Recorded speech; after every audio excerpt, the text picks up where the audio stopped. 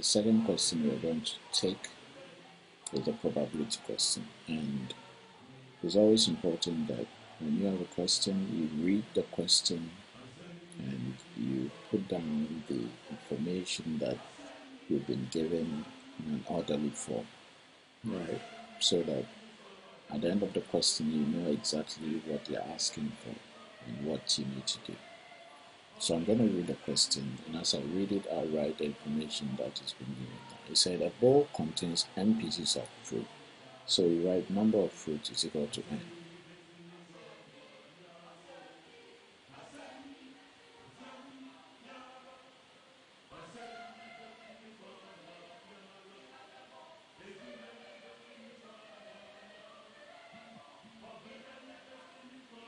Right.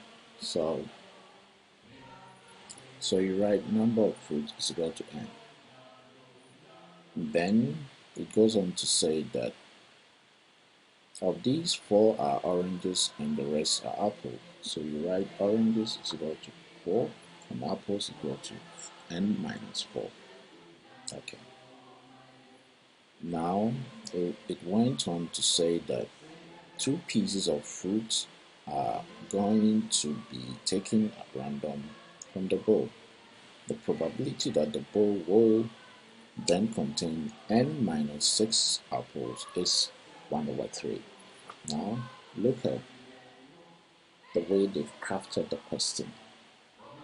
They didn't give you the probability that you take 2 apples, the first apple and the second apple, the first fruit and the second fruit taken at random are apple. They didn't give you that probability.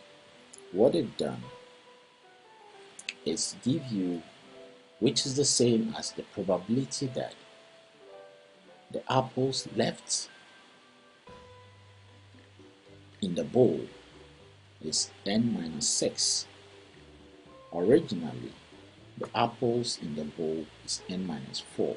So if the apples left in the bowl after taking 2 pieces of fruit at random is n minus 6, that means the first and the second pieces of fruit taken from the bowl are all apples. That's what it simply means. So in probability, when you have the first probability and the second probability, what you do is you multiply. When it says the first probability or the second probability, then you add. If, for instance, you had said that what's the probability that the first is orange or apple, then you're going to find the probability that the first fruit taken is orange plus the probability that the first fruit taken is apple. When you have or, you add. When you have and, you multiply. So this is what is going to happen. You're going to find the probability that the first fruit taken is apple. Then you're going to multiply it by the probability that the second fruit taken is also apple, because the question has clearly stated to you that both pieces of fruit taken, 2 pieces of fruit taken are all apples. So here we go. The first fruit taken, the probability that is apple, it is the total number of fruits in the bowl over the probability that you are going to take an apple, which is the number of apples in the bowl. That is how you do it. If you don't understand that, then I'll explain it further, because I know you've done probability, so you know the simple probability that if you have 4 oranges in the bowl of 10 fruits, and the probability that you're going to take an orange from the bowl that has 4 oranges in it, but there are 10 fruits in it, is the number of oranges in the bowl over the number of fruits in the bowl, which will be 4/10. So in this case, when it comes to the apple, probability that you're going to take an apple from the bowl is n minus 4 over n. But when you're going to take the second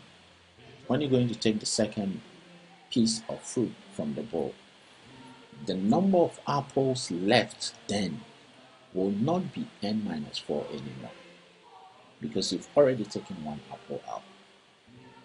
So the number of apples left now will be n minus 5, because the apples are less 1 now. Again, the number of fruits in the bowl has been reduced by 1. So the denominator that is going to divide is no longer n, the total number of fruits in the bowl. The total number of fruits in the bowl now is n minus 1. So that is how it goes. So then you have this equation which will be multiplying the first probability times the second probability that the second fruit that you take is an apple as well. And that is going to give you the 1/3, which is the probability that both fruits taken are apples, at random are apples. It's multiplying the first probability and the second probability that the first fruit taken is apple and the second fruit taken is apple. So that will give you 1/3. So that is the equation that you can see there. And so when you simplify it, you're going to get n minus 4 bracket close into bracket n minus 5 over n times into bracket n minus 1. When you expand it, all is equal to 1/3. When you expand it, you're going to get 3 into bracket n minus 4 bracket close into bracket n minus 5 bracket close equal to n into bracket n minus 1 bracket close.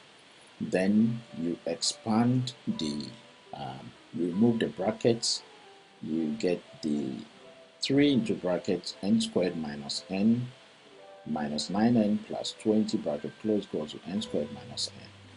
Then you bring all of them to one side, you're going to get, and then you expand, you multiply the 3, you multiply through by the 3, then you remove all the brackets, then you bring all to the same side, you're going to get 2n minus 26n plus 60 is equal to 0. Then you divide through by 2 to simplify it, you get n squared minus 13n plus 30 is equal to 0. Then you need to factorize the equation so that you find the value of n. And so you're going to get the factors of 30 that will add up to 13, right? You know how to factorize quadratic equation. The factors of 30 that will add up to 13. So you have minus 3 and minus 10. So you get n minus 10 into bracket n minus 10 times into bracket n minus 3 is equal to 0. So you have n is equal to 10 and n is equal to 3. And now you know that the oranges is, the fact that the oranges were 4, definitely the number of fruits in the bowl cannot be less than 4. So obviously n is equal to 10. Okay, that is done. If you have any questions, let me know.